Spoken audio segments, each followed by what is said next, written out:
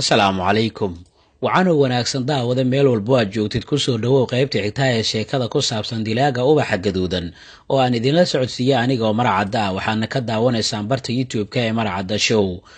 qaybtii hore waxay inoo joogtay meel xasaasi ah. qaybtaana waxay ku bilaabanaysaa yaara ayaa markii sidaasi ay tiri kadib waxay kasoo baxday qolkii, halka daariqna qolka uu ku haray isagoo indhaha la raacayay ninkii ay ninka dambiilaha ah ay ku qaldeen. daariq ayaa wuxuu isweydiiyey maxay tahay sababta kiiskaani uu cakiran yahay. mar walba uu is yidhaahdo tallaabo ayaad hore u qaadayna waxaaba caddaanaysa inaan 10 tallaabo aan gadaal aan u noqday. waa kuma dilaaga ubaxa gaduudan? sidee ayay ugu suurto gashaa wax walba uu doonayo inuu sameeyo? macquul ma tahay ninkan in wax walba ay kasii baaraan dego? suurtagal ma tahay xitaa inuu kasii fikiray xukuumadda inay kaashan doonto necromancy? su-aasha ugu muhiimsanse waxay tahay sidee ayay kusoo qaban karaan nin feejignaanta ilaa iyo heerkan ka gaaray? daariq markii ninkaani uu soo qabanaya wuxuu islahaa haatan ayay sheeko soo gabagaboobi doontaa. albaabkiina waa soo xirtay, balse waxaaba caddaatay in albaabo kale oo su-aalo badan ay furmeen, iskaba daaya kii hore inay soo xidhaan. maxay tahay sababta ninkaani loo doortay? muxuu yahay xiriirka kala dhexeeya dilaaga? mise waaba isaga dilaaga oo si dhab ayuu ugu guulaystay inuu iyaga qayaano? maya, suurtagal ma ahan midaasi. balse maxay tahay sababta ninkaani tooshka loogu ifiyey? xaqiiqda kiiskan ma aanan arkin mid ka cakiran kana dhib badan ayuu hoos iska lahaa master daariq oo su-aalo badan isweydiinayay. intaasi kadib qolkii ayuu isaga soo baxay, wuxuuna usoo galay qolkii ay fariid iyo yaara ay ku wada jireen. yaara ayaana kadib waxay ku tiri, hadda maxaan samaynaa? fariid ayaa hadalkii qaatay oo wuxuu yidhi, aniga hawshii la ii xilsaaray waan ka soo baxay, heshiiskii aan idinla galayna waan fuliyey. haatan idinkana heshiiskii aad ila gasheen waad fulin doontaan soo ma ahan? waayo cilada imaatay ma ahan mid aniga igu xiriirta ayuu yidhi. kadib daariq ayaa hadlay oo wuxuu yidhi, maya, xabsiga kuguma celinayo, waayo weli waan kuu baahannahay adiga. fariid ayaana markaasi wuxuu yidhi, maxaad ka wadaa? maxayse tahay waxyaabaha kale aad iiga baahan tihiin? hawsha ayaa mar kale dib aad u qaban doontaa ayaa loogu jawaabay. kadibna isagoo ismaahinaya ayaa wuxuu yidhi, yah, sidee? soo kuma aanan heshiinin hal mar oo keliya inaan hawshaan aan qabanayo kadibna aan soo gabagabaynayo? kadib daariq ayaa hadalkii qaatay oo wuxuu yidhi, haa, laakiin wax natiijo ama aanan gaarin. taasi beddelkeeda wareer kale ayaa nagu soo furmay. fariid ayaa markaasi kadib wuxuu yidhi, waxay u muuqataa maanta inay tahay maalintii farxaddayda haddiiba sheekada mar kale aan ku celinayo. yaara ayaa markaasi hadalkii soo kala dhex gashay oo waxay tiri, aamus fariid, waqti la kaftama lama joogo. intaa markii yaare ay tiri kadib ayaa dhanka daariqii usoo jeesatay iyadoo haddana ku tiri, ma hubta arrinkan inaan hawsha mar labaad aan ku celino? daariq ayaa waxaana uu yidhi, haa, wax badan ayaan arrintan ka fikiray, xal aanan midkaasi ahaynna iima muuqdo. yaara ayaa markaasi su-aal weydiisay ninkii daariq ahaa oo waxay tiri, ka waran haddii aan meydka necromancy ku samayno, jawaabta aan raadinayna aan ka weyno oo ay su-aalo kale nagu sii furmaan, maxaan samaynaynaa markaasi? hana ii dhihin sheekada mar saddexaad ayaan galaynaa. daariq oo u muuqda su-aashaasi la weydiiyey iyo jawaabteedaba inay isaga qasan yihiin ayaa wuxuu yidhi, maya, mar saddexaad ma jiri doonto, waayo markaani hal meyd oo keliya ma soo bixin doono oo 2 meyd ayaan soo bixinaynaa. markaas ayaa yaara waxay tiri, now yaa caqligal maahan. fariid ayaa markaasi wuxuu yidhi, sheekada waa ay ugu socotaa tolow, maantana waa maalintii kale ee aan dhashay. yaara ayaa markaasi waxay tiri, daariqi dhegayso, waan ogahay arrintan laqitaankeeda inay kugu adag tahay. anigana adiga ayaan kula mid ahaa oo waxaan doonaya in sheekada dhaqsay naga soo dhammaato, balse intaanan tallaabo kale aanan qaadin si degan aan u fakirno, aan isdejinno oo yaanan degdegin.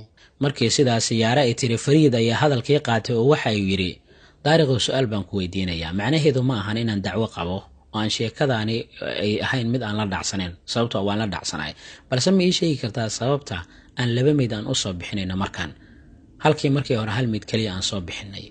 daariq ayaa markaasi hadalkii ku soo noqday oo waxa uu yidhi, aniga waxaan doonayaa in aan mar walba aan wax hubsado, sheekadana deg deg aan usoo gabagabeeyo, waayo kiiskan anigaa ka mas-uula oo inta iga sarrayso oo dhan natiijo ayay aniga iga sugayaan.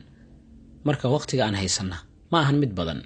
adiga hawsha 2 jeer ayaad qabanaysaa, waxaa lagaa doonayaa inaad hal natiijo aad ka soo saarto.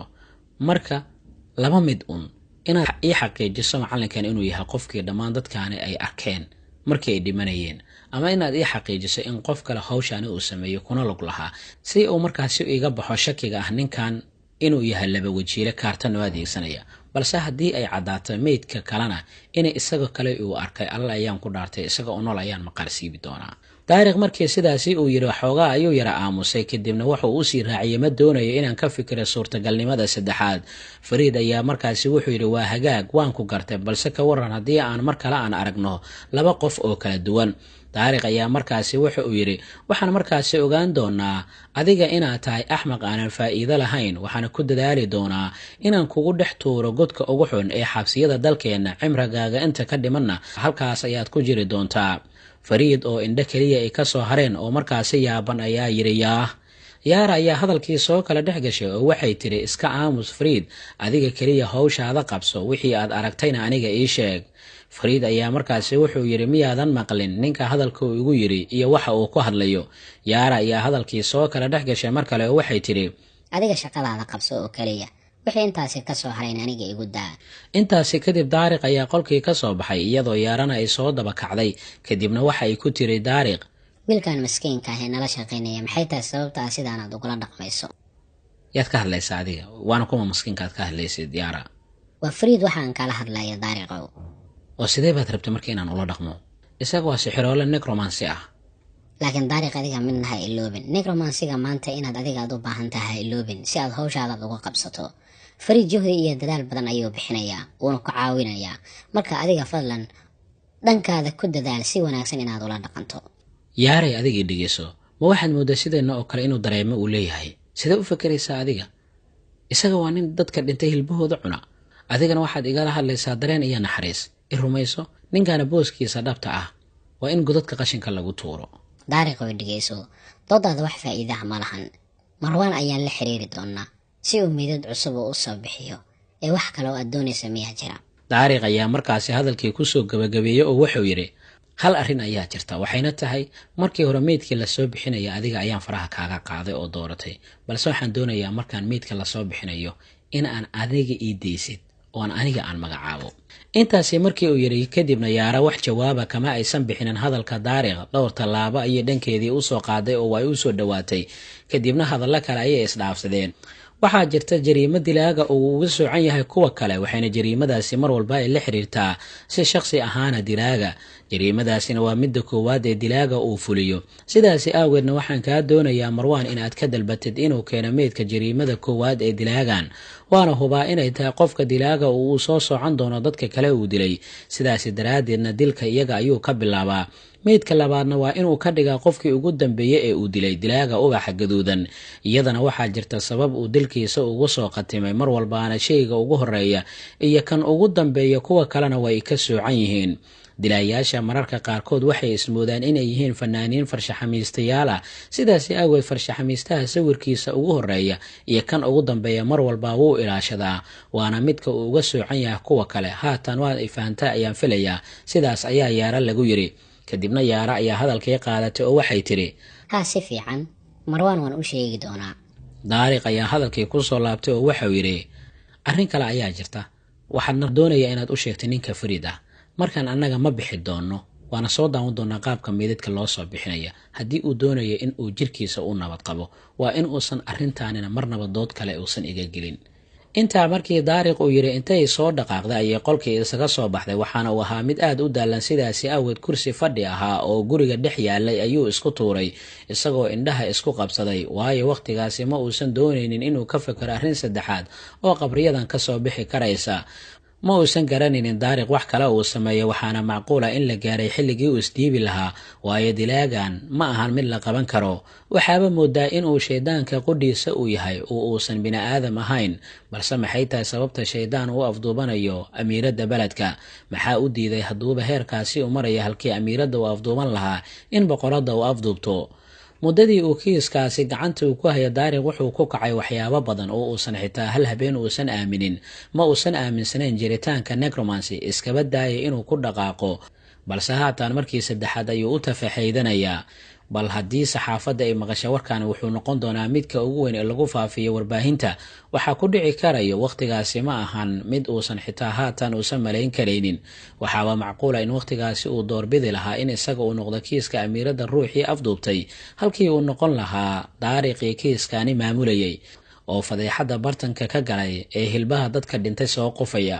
ma jira cid garwaaqsan doonta ujeeddada uu ka lahaa iyo in uusan naftiisa waxaan uu u samaynaynin, balse uu u sameeyey iyaga dartood si uu gacanta ugu soo dhigo ninkii amiiradaasi afduubtay.